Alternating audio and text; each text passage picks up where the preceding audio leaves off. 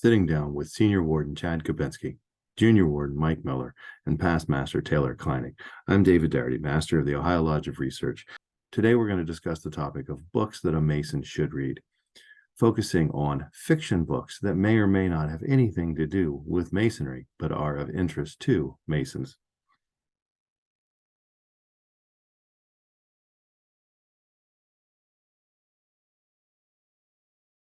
What are you reading, specifically looking at non-Masonic?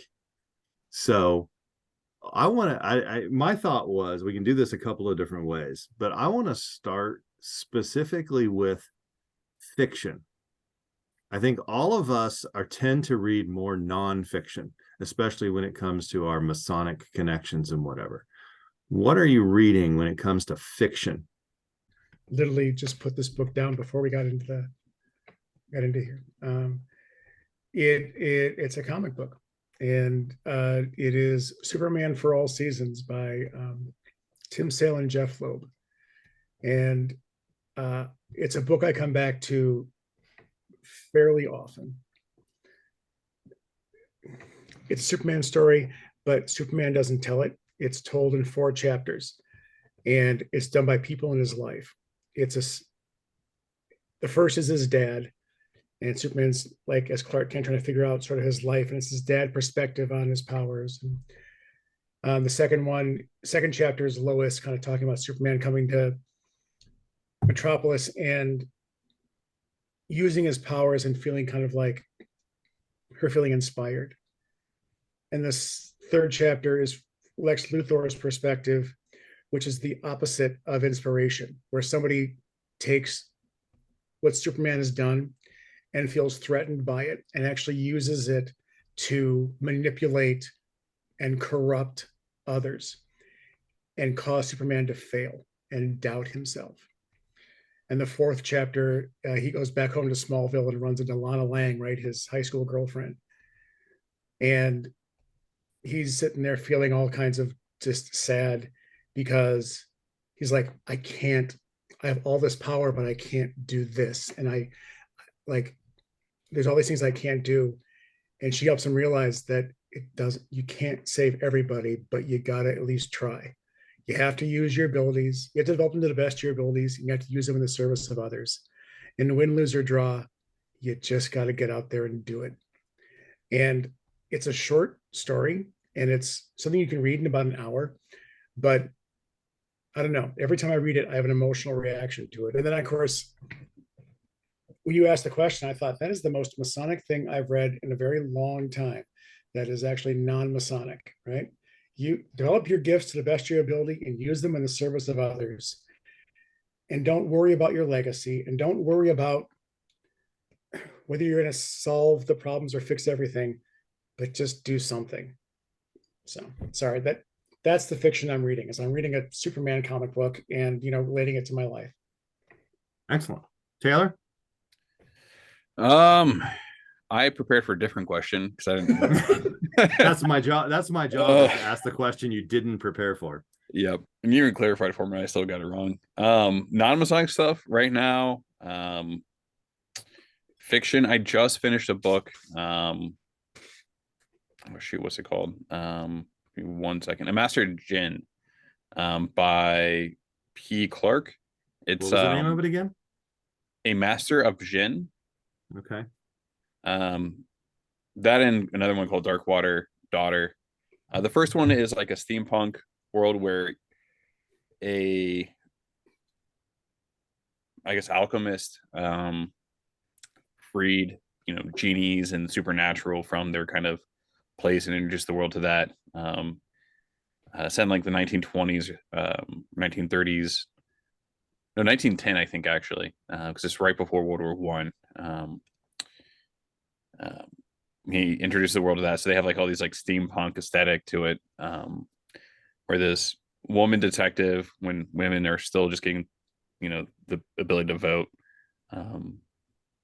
It's an interesting book, dealing with how different groups of people interact with each other and changes in society at large. And there's cool magic and airships and cool stuff like that involved. Cool. Mike? So I am not one of those guys who typically read for fun. I went down my kicks with the comic books. I was real big into Annihilation and all those Marvel comics when those were coming out with Nova. Having three kids running around, my time is usually limited. So to sit and read for pleasure usually doesn't happen until they go to bed. So then it lately has been Masonic related. We have gone down the rabbit hole of audiobooks. If you want to throw a fiction book out there, me and the kids just finished Boxcar Children on the way to school. Nice. Great book. I've been there. Yeah. Yeah, but nothing currently that I'm reading fiction wise. Okay. Yeah, I honestly don't tend to read much fiction. That was part of the reason I asked the question. To Mike's point, when I do quote unquote read fiction, I usually do it by an audiobook. It's usually what I have in my earbuds while I'm doing something else.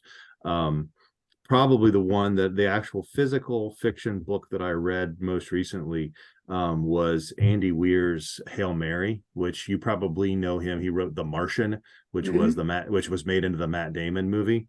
And he wrote the Hail Mary, which is I think his most recent book, I think the actual name is Project Hail Mary to be accurate. But it's very compelling. It's very interesting. And then I actually recently been on a Stephen King thing, but I recently went through again, admittedly it was by audiobook, but I went through Different Seasons, which is the one that Shawshank Redemption. So it's a series, it's not a series, a collection of 4 different novellas that he wrote. One of them was the book that Shawshank Redemption was based on. One was the novella that Stand By Me was based on, and then there were 2 others in there as well. Out of there too. Apt Pupil is out of there. Yeah. And I think part of the reason that one stuck with me and that I kind of got intrigued by those is that, I mean, he is absolutely known as a horror writer, and none of those are horror stories. And one of the things, if you actually read or listen to the afterword from that, he basically makes the point that horror is a part of everyday life, even if you don't think about it. And it was more the mystery of it is what he was getting at. But it was interesting. So my question, books, weren't they? He wrote those as the Bachman books, so he didn't put his name. They were the Different Seasons was published under his name. I don't know if they were originally part of the Bachman series or not. So you kind of already answered the question, especially Mike, because you talked about the kids and everything. But the question, my next question was, why do you read fiction or not read fiction? Well, see, this is where I'm going to get in trouble. Maybe not. You're among friends. Oh, I know. Most of the time, I read it's mostly nonfiction that I read. Like that's what really I enjoy. But it's kind of like exercise. Like I can't run on the treadmill every day. And there's times where I don't know, there's times where I do want to get lost in a particular story, or where I do want to get the same information a different way, right? That message that I got from Superman for All Seasons, I could have gotten just as easily reading the poem Desiderata, or, I don't know, any number of signs you might find in your local, like Bed Bath and Beyond or Joanne Fabrics, that are meant to help decorate your home. But it's the adventure of that story. It's the experience of that makes my brain process things differently or look at information differently. Yeah, I mean, it is a different type of learning because you're processing the information differently, which is why, and I also really like really good writing. So, Mike, thoughts? First off, Annihilation and Nova, those were 2 awful books. This is a judgment-free zone. No, I'm going to judge them because those are really crappy books. Well, at the time I was doing policing and I really liked the Nova characters. At least you didn't go like the Garth Ennis Punisher route. At least you didn't go there. So I really had a kick for Venom there for a while too. Yeah, I can see that. Yeah. I totally lost track of the question there. Basically, fiction? why do you read fiction? Um, yeah, it's a nice escape sometimes, right? Just to whether it's a comic or something like that, taking on that character and viewing someone else's expression, right? Like what they're going through and whatever the scenario is in the book. So it's nice to see how other people, whether they're fiction or nonfiction, right, how they handle certain situations. Now, typically in books and comics, right, they're usually a positive outcome and a positive way to how to handle a stressful situation, whatever that is. So it's kind of nice escape. Okay. Taylor? Same reason. It's a nice escape. I tend to read a lot of nonfiction too, but it's easier to process. It's sometimes more enjoyable. It's just not content and facts. Um, it isn't asking, doesn't make me ask more questions all the time. But still not hard to get valuable morals out of good stories. And it's interesting to see the world through different perspectives. You know, completely made up worlds where things are completely, kind of inverted. It's nice to be able to kind of change perspective and see the world differently. I have to ask you both a question. Have you ever read a book that just made you mad? Like as you're reading it, just you want to throw it across the room. Yet you still kept reading it. Yeah, there's a series. There's a Netflix show called Half Bad. And it's like I think it's a young adult series, but Netflix canceled the show, so I was like, oh, I'll read the books because I was invest in the story. And yeah, it was a very upsetting story all the way to the end. It was absolutely terrible. In what way? The world can be very, very dark and unfair, and there are not a lot of books, in my opinion, that really capture that. I just felt like it captured that unfairness and darkness in the world very well.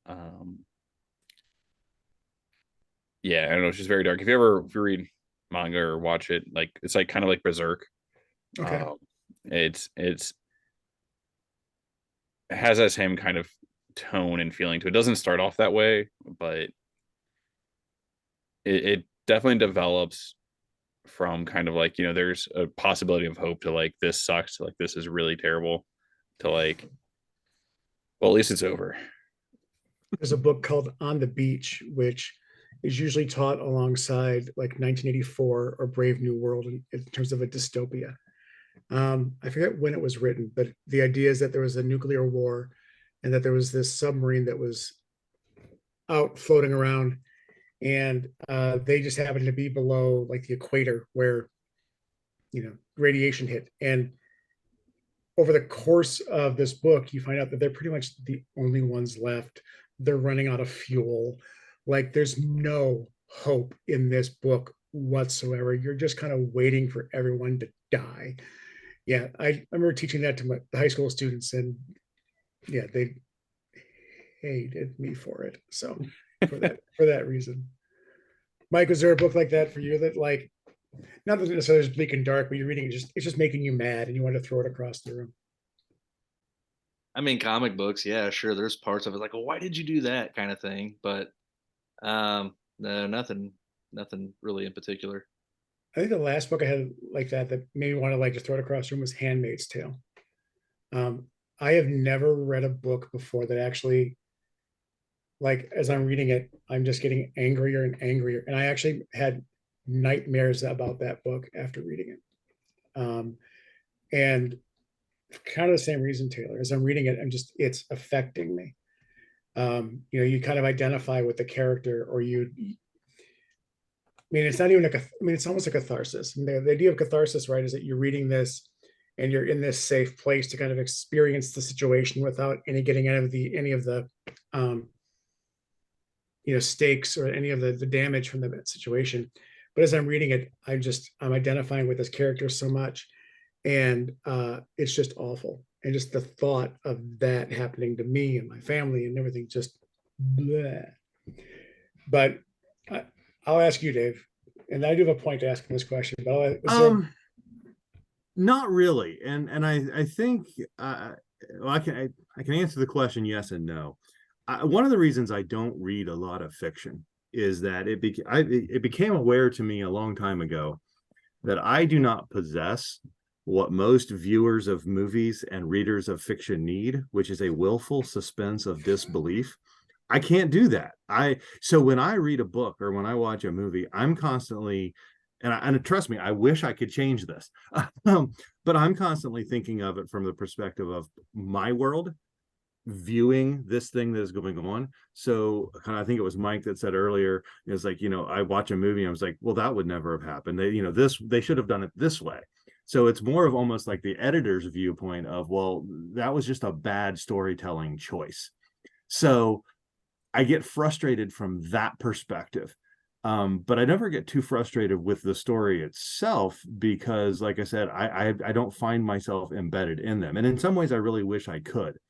Now, there was one book that was given to me as a graduating high school senior, actually by the pastor of the church that I grew up in. And he was new to the church. He'd only been there for maybe a year when I graduated. And he thought that he knew me. And in hindsight, I think he did. But he gave me a copy of a book. And it's Annie Dillard's Pilgrim at Tinker Creek. Oh. And he, and so, I'm 18 years old. I read this book and I get like 2 chapters in and I'm like, this is the stupidest thing I've ever read. And I threw it on the shelf and I'm not kidding. I picked this book up over the course of probably 15 or 20 years. Every year or two, I would pick this book up and go, this was supposed to be this incredible book. I better read it. And I would read a few chapters and basically look at it and go, nope, not yet. And I'd put it back on the shelf. And then interestingly, and I wish I had made note of it, but probably when I was about 35 or 40, I picked that book up again and I read it, and it just, every chord in it struck. And it was like, oh, I get it. Now I understand why this book is so important. And I've given it to other people and had similar responses where I think it's not a fiction book. It's not even really a nonfiction. It's more of a memoir. And I think it's just one of these things that you have to be in the right headspace and at the right place in your life for it to make sense. So from that, like I said, it doesn't really answer your question, but that's the one that has probably been the book that has been the most frustrating to me in my life. And as a former teacher, I can tell you that there's a lot of books that we make high school students read that mean a lot to us as adults, that mean nothing to high school students. There was one, a separate piece by John Knowles, and it's about this guy going back to visit his old high school. And it's really about kind of like loss and dreams deferred. And I remember reading it going, this is so beautiful and moving. And then I thought, I'm teaching this to juniors in high school. Like they have no inroad on this whatsoever. Walden by Thoreau, I remember reading in high school going, this is the stupidest book in the world. Why in the world would anybody even read this? Because, and my instructor lost me because she was talking about rugged individualism. And like in the second paragraph, Thoreau talks about borrowing a shovel. I'm like, well, how rugged individual are you? But you're right. As you get older, you return to those books and they mean something different to you at that particular point in time. You really shouldn't read Walden until you're 30. It's interesting you mentioned Walden because it was one of those, I'm not kidding, like 2 years ago, I picked it up again and reread it and almost read it nonstop. But prior to that, it was not the right book. Yeah. My dad. Oh, go ahead. Sorry. No, this is an interesting conversation. I spent wife and I spent some time in the car yesterday and we were talking about, various topics come up. And there's a book that we both read recently called Lessons in Chemistry, which is a new book. It's actually being converted into a Netflix series, I think. And it's about a woman who is a chemist in the 50s, I think it is, but doesn't get the respect, blah, blah, blah, blah, blah, And anyway, the woman who wrote the book is, I don't know how old she actually is when it was published, but she's later in life. And then I mentioned the Project Hail Mary, which was Andy Weir, who published later in life. And Sarah, my wife and I were just having this conversation that, it's almost like you need to be 40 or 50 years old to be a writer, right? You have to have some level of life experience in order to convey it. And again, I'm arbitrarily choosing 40 and 50. There are unfortunately some people who have more than enough life experience at 20 that they can be a writer, and others who don't get that life experience until they're 80. But you need that life experience in order to be a fiction writer. And I think that's a big challenge for a lot of people. Some of the phrases that people turn in fiction, kind of going through life, make a lot of. Have you ever just been kind of walking around and thought about how would you write this scene if you're a writer yourself? How would you describe this? And that is one of the reasons I love fiction, is that sometimes you get to see a scene and you're like, oh, this is a beautiful way to there's a beautiful way to verbally express what's going on here, and just those sorts of things. That's the reason I love fiction. Same thing with poetry too. Not that I read much poetry, but I try to process my world linguistically. If I can articulate it, I can understand it.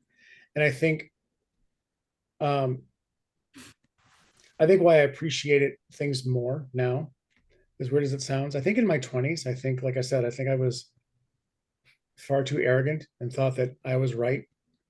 I didn't really care what anybody else thought. And now that as I'm getting older and I realize I don't know anything, or I wonder if I question a lot of what I know, or whether I'm right, or whether I have it all figured out. So I think reading the fiction and to either let me know whether I'm crazy or whether I'm on the right track is good. And Dave knows my current thing is I'm rereading some of the books that were my dad's favorite books, which I think is my way of sort of revisiting conversations with my dad, because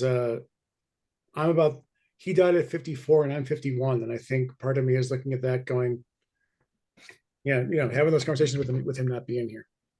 Several of you, all three of you, I think, said it differently, but the way I would answer the question about reading fiction is simply that it's a distraction, that it takes you out of the real world as much as possible. As I've already pointed out, I struggle with that personally, but I think that's the intent of it. So well, let's move down. You couldn't even do Watership Down? That's actually not one I've read, so I maybe could. I don't know.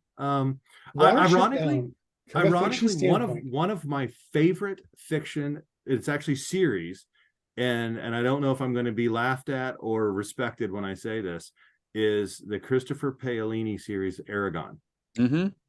And to me, and this is kind of makes a connection. Those of you that know me will make this connection. It's the story behind the story that I'm fascinated by. The fact that he wrote it when he was a 15-year-old, kid who had already graduated from high school, and he was basically trying to entertain himself. The fact that he self-published it, and a publisher's son happened to find it on vacation, and that's how it became to be published widely, so forth. But one of the reasons I like that series so much, and it's very much in the vein of Lord of the Rings and dragons and things like that, for those for anybody that hasn't read it.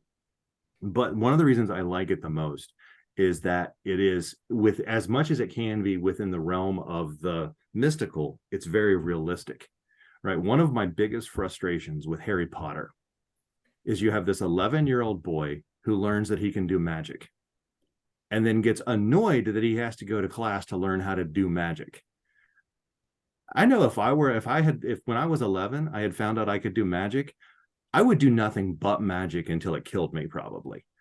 And in Paolini's book, that's largely what happens. I mean, no spoilers here, but basically he's so fascinated by the fact that he can do magic, he almost kills himself on a couple of occasions. And if within the realm of how would a 15 or 16-year-old boy deal with this new knowledge, it's very realistic in a very unrealistic environment. But yeah, no, there are some, but you know, it's the story behind the story for me more than anything. Yeah. So we probably ought to pull this to a close.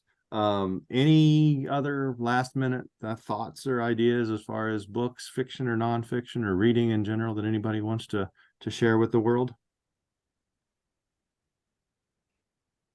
Not without going down more rabbit holes. Yeah. I will just read. Doesn't matter what you read, just read. Just read. I agree. All right, gentlemen. Well, thank you very much. Appreciate your time. It's always a good conversation, always enjoyable. Thank you for joining us on this edition of OLR Connections. We hope you have enjoyed our thoughts and ideas as we have discussed topics relevant to the Ohio Lodge of Research and Masonic education in general.